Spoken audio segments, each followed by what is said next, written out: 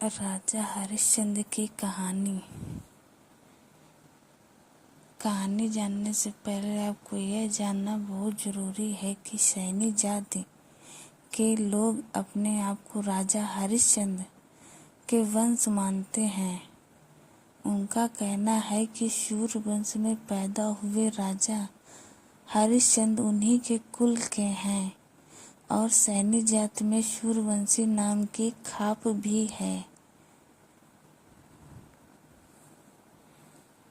ये कहानी उस वक्त की है जब देवता धरती पर अपने भक्तों की परीक्षा लेने के लिए आते थे।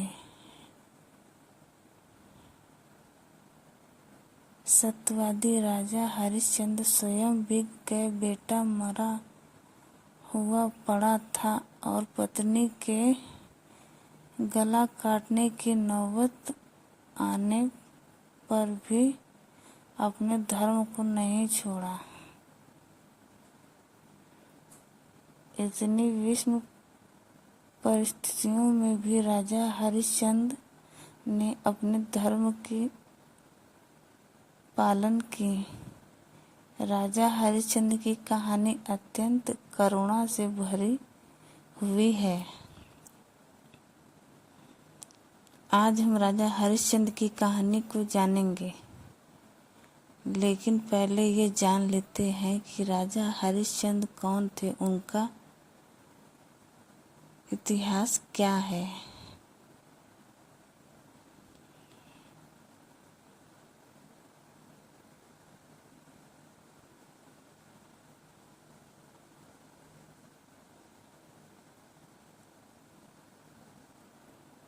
राजा हरिश्चंद्र कौन थे?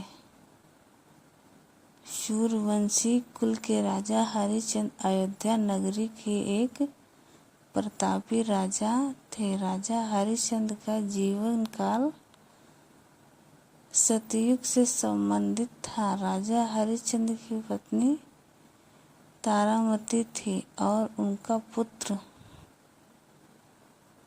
का नाम रोहितास था।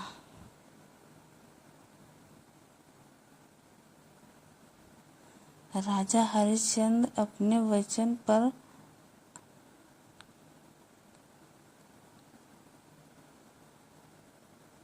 अडिग रहने वाले और सत्य के धर्म पर चलने वाले थे।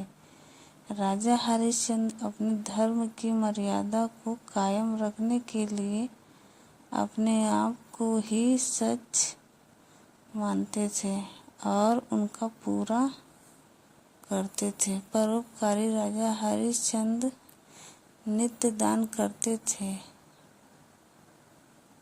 ऐसा कहा जाता है कि हरिश्चंद्र सवेरे खाना खाने से पहले स्वर्ण, गौ, जल, भूमि, जल इत्यादि का दान किया करते थे। इसके पश्चात भोजन को ग्रहण करते थे। राजा हरिश्चंद्र ने सत्य के मार्ग पर चलकर अपने महल और नगरी को सत्य दिया। राजा की करवट से उनकी पत्नी और बेटे को भी छीन लिया। चलिए जानते हैं कि राजा हरिश्चंद्र तारामती की पूरी कहानी क्या है।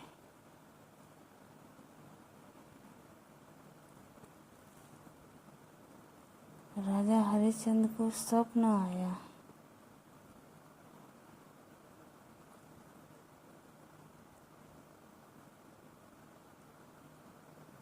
एक रात राजा हरिश्चंद्र को एक स्वप्न आया कि उन्होंने अपने महल को किसी ब्राह्मण को दान कर दिया था।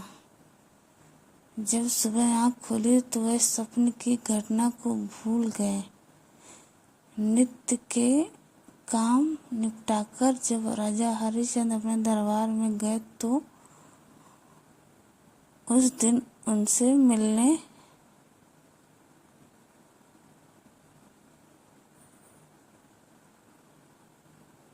101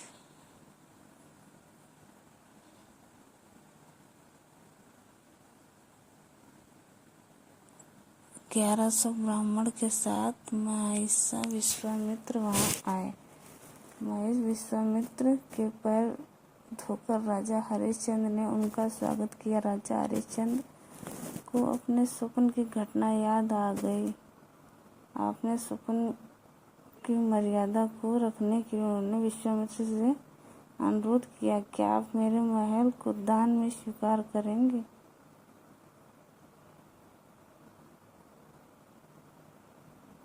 महर्षि विश्वामित्र ने राजा हरिश्चंद्र के प्रस्ताव को स्वीकार कर लिया। राजा हरिश्चंद्र ने सभी ब्राह्मणों को भोजन कराया, दक्षिणा देने लगे। महर्षि विश्वामित्र ने उनको रोक दिया और कहा, अब इस संपत्ति पर आपका कोई अधिकार नहीं है, इसका आप पहले ही दान कर चुके हैं। इतना कहकर विश्वामित्र ने राजा हरिश्चंद्र, रानी तारामती और रोहतास के आभूषण उतरवा दिए और दक्षिणा की मांग करने लगे।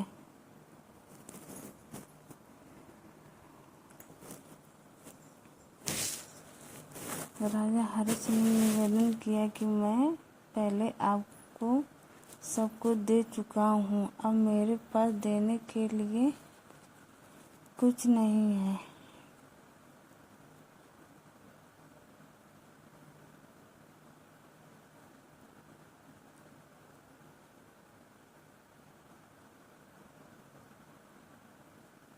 इस बात पर विश्वामित्र ने कहा, आपने महल हमको समर्पित किया है, वह दान है। हमने आपके यहाँ भोजन किया, उसकी दक्षिणा अलग से चाहिए। हम यहाँ पर 1100 ब्राह्मण हैं, कम से कम एक स्वर्ण मुद्राएं तो दक्षिणा में देनी चाहिए, अन्यथा तुम पाप के भागीदार बनोगे। राजा हरिश्चंद्र संकट के पद पर आ गए और उन्होंने उनके लिए 1 महीने का समय मांगा। फिर तीनों वहां से निकल गए। विश्वामित्र ने उन तीनों को अपनी नगरी से बाहर जाने को कहा। वे वहां अयोध्या नगरी में रहकर काम नहीं कर सकते थे।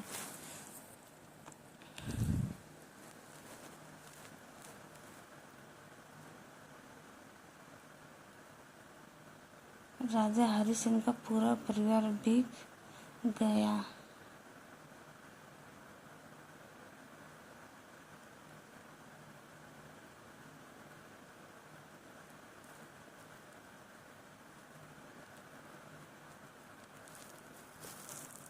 विश्वामित्र द्वारा नगरी से बाहर जाने पर राजा हरिश्चंद्र परिवार के साथ श्री नगरी काशी पहुँच गए। काशी में पहुंचकर राजा हरिश्चंद्र ने काम ढूंढने की कोशिश की, लेकिन उनको कोई काम नहीं मिला। विश्वामित्र का ऋण चुकाने का आखिरी दिन था और राजा हरिश्चंद्र गंगा घाट पर बैठे थे। राजा हरिश्चंद्र ने माँ गंगा से प्रार्थना की, अगर मैंने अपने जीवन में सत्य धर्म को निभाया है तो आज मेरे धर्म की रक्षा कर लेना।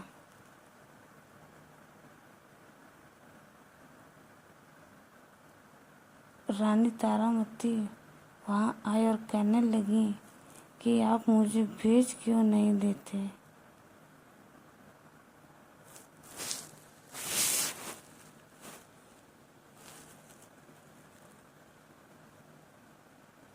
का पति होते हुए मेरा धर्म है कि तुम्हारी रक्षा करूं। मैं तुम्हें बेचकर अपने पति धर्म को नष्ट नहीं कर सकता।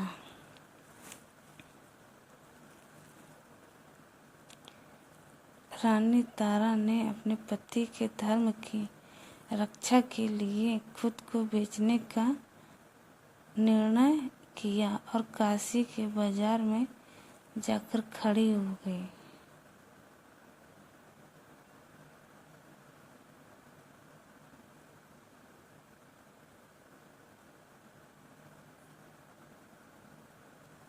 रानी ने आवाज़ लगाई कि कोई है जो मुझे खरीद सकता है। तब वहाँ एक पंडित आया।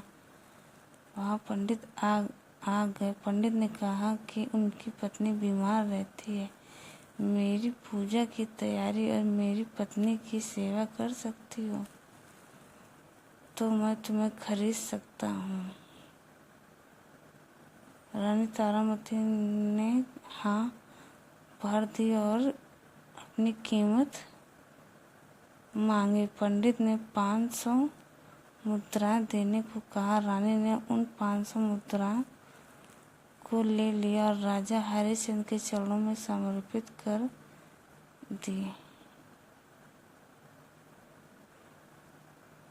रानी तारामती ने कहा कि उनसे अपने पत्नी धर्म को पूरा किया और कोई गलती हुई तो उनको क्षमा कर देना। अब वह दासी बन गई है, इसलिए वह उनसे दूर जा रही है।